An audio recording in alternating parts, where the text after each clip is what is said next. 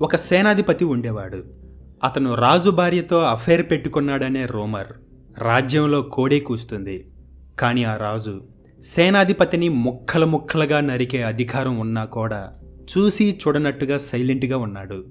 అలాగే తన రాజ్యాన్ని చుట్టుముట్టిన శత్రువులతో యుద్ధం చేయడానికి రాజు ఒక వైపు వెళ్ళగా మరొక వైపు యుద్ధం చేయడానికి ఆ సేనాధిపతిని పంపాడు.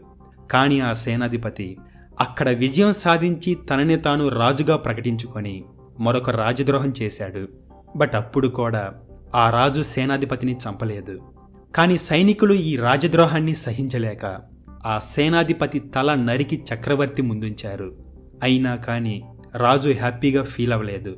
పైగా చనిపోయిన అతని ఫ్యామిలీ మెంబర్స్ని కలిసి క్షమాపణ కోరాడు.